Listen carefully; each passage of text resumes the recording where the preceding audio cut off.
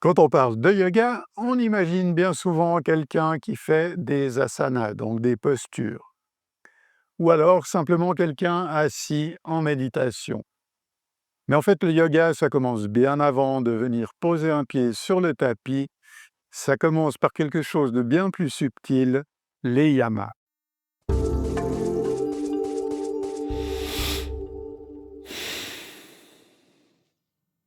En sanskrit, yama, ça signifie règle éthique. C'est-à-dire que ça va régir tout ce qui est la relation à nous-mêmes, la relation aux autres, notre relation au monde. Selon l'Ashtanga Yoga de Patanjali, les yamas, c'est le premier pilier. C'est là-dessus que tout notre chemin du yoga, tout le yoga va venir trouver sa fondation. C'est vraiment la pierre angulaire de notre chemin du yoga. On les appelle aussi les Mahavata, les grands vœux, parce que ce sont des principes universels applicables en tout temps, en tout lieu et par tous les êtres humains.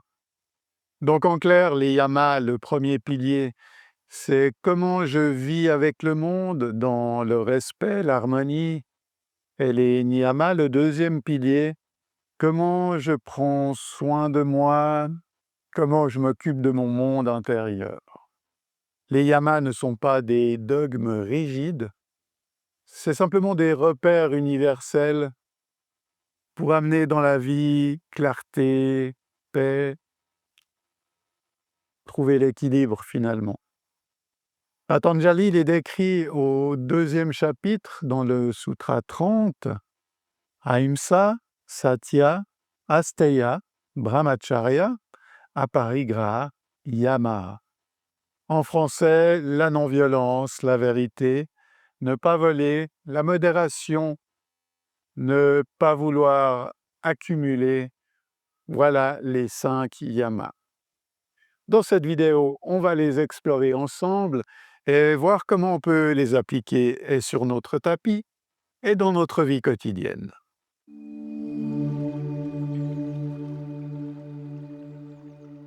Le premier yama, c'est Ahimsa, la non-violence. Pas seulement dans nos actes, mais aussi dans nos paroles et même plus subtilement jusqu'à nos pensées. Ahimsa, c'est l'art de vivre avec bienveillance, avec respect de la vie. C'est le yama fondamental sur lequel tous les autres vont reposer. Sur le tapis, c'est pratiquer sans te comparer aux autres, avoir l'intelligence d'adapter une posture si tu sens qu'elle n'est pas confortable pour toi.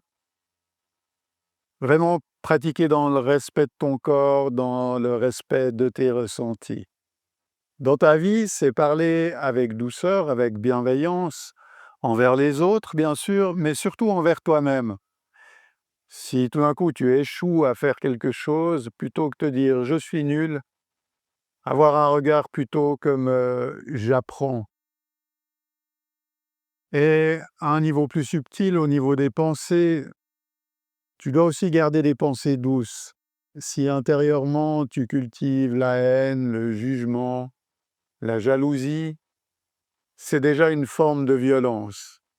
Essaie de garder des pensées les plus pures possibles. Autrement dit, plus tu cultives la paix en toi, plus elle va rayonner à l'extérieur et se propager autour de toi dans ton environnement.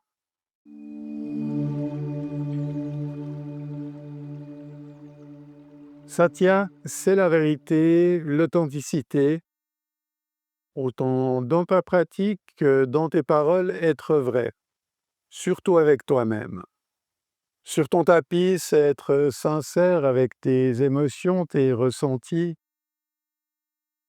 savoir adapter, prendre des variantes de posture pour qu'elles conviennent à ton corps dans la pratique de ce jour.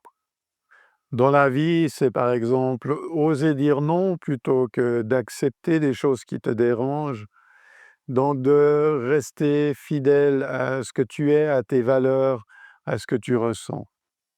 Mais attention, la vérité ne doit pas être utilisée comme une arme. Il y a certaines vérités qui peuvent être dites brutalement, qui irait à l'encontre d'Ahimsa, donc de la non-violence. Il faut toujours adapter la vérité et l'amener de façon enrobée et réfléchie. Satya et Ahimsa avancent toujours ensemble. La vérité doit être exprimée avec douceur et bienveillance.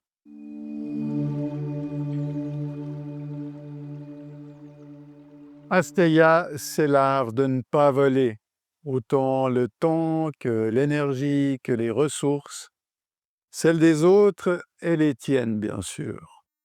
Sur le tapis, le vrai vol, ça peut être de venir puiser dans ton énergie au-delà de ce que tu devrais, forcer trop loin dans tes postures ou dans ta façon de pratiquer. Ça peut être aussi voler le temps de ton Shavasana. Shavasana, c'est vraiment quelque chose d'indispensable à la pratique, qui vient sceller la pratique. Et si tu te dis, voilà, je n'ai pas besoin de faire cette partie-là, j'ai déjà fait ma partie physique où je me suis dépensé, c'est du vol. Vraiment, en yoga, le Shavasana est indispensable à la pratique. Et dans la vie, c'est respecter le temps et l'attention des autres, ne pas s'accrocher à ce qui ne nous appartient pas et apprendre à valoriser ce qu'on a déjà plutôt que de jalouser ce que les autres ont. Quand on va jalouser, c'est déjà une forme de vol. Quand on souhaite accumuler aussi plus que nécessaire, c'est aussi une forme de vol à notre équilibre intérieur. Dans le Yoga Sutra 2.37, on peut lire que quand le yogi s'établit fermement dans Asteya, la confiance et l'abondance se développent naturellement autour de lui.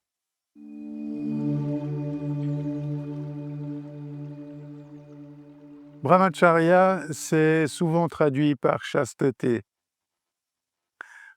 En réalité, c'est plus savoir équilibrer et canaliser ton énergie vitale. Dans la pratique sur ton tapis, c'est savoir trouver un équilibre entre effort et détente, savoir réguler l'énergie, pas tout griller d'un coup, donc réguler cette énergie sur toute la durée de ta pratique, sur toute ta journée, pas tout donner au début et plus rien avoir à la fin. Donc c'est surtout l'idée de canaliser ton prana, cette énergie vitale, avec plus de conscience, plus d'éveil, peut-être l'orienter vers quelque chose de plus grand, de divin, plutôt que de la disperser inutilement. Et dans la vie quotidienne, c'est savoir poser des limites aux excès. Ça peut être des excès d'écran, des excès de nourriture, des excès de plaisir, de sexualité. L'idée, c'est pas de se priver, c'est de trouver un juste milieu qui va savoir nourrir ton énergie sur le long terme. Essayer de calmer un petit peu cette surstimulation qu'on a au quotidien par tout ce qui nous entoure. Traditionnellement, Brahmacharya, ça impliquait la chasteté pour les pratiquants, mais de nos jours, en yoga moderne, c'est surtout un rappel à savoir utiliser notre énergie avec discernement, autant envers nous-mêmes qu'envers les autres, et surtout sur notre chemin spirituel. Brahmacharya, c'est pas une lutte contre le désir, c'est plus avoir une intelligence du désir.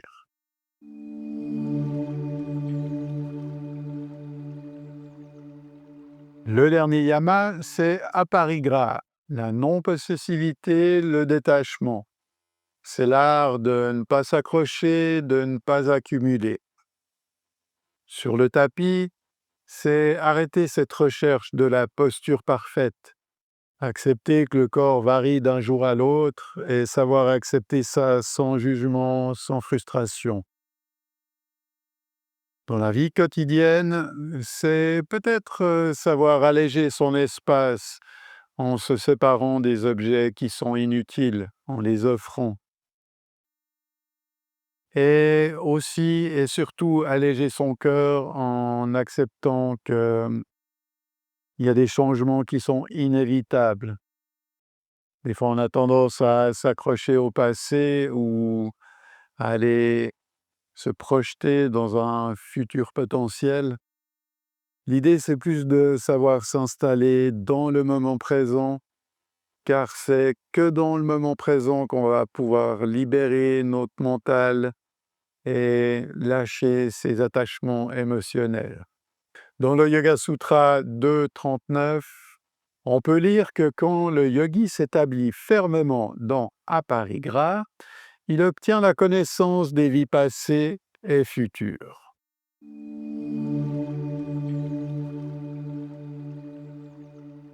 Les yamas, c'est un petit peu comme une sorte de boussole intérieure. Ça va pas uniquement t'aider sur ton tapis dans ta pratique, mais au contraire, ça va guider l'ensemble des gestes de ta vie de tous les jours.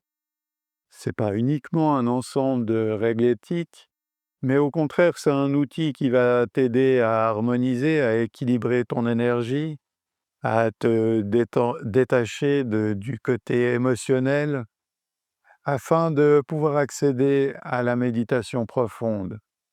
Les yamas, c'est un petit peu la base de toute sadhana, de toute pratique spirituelle. Et tu sais quoi, ça ne demande pas de pratiquer ça à la perfection, c'est juste pratiquer avec sincérité, avancer pas à pas.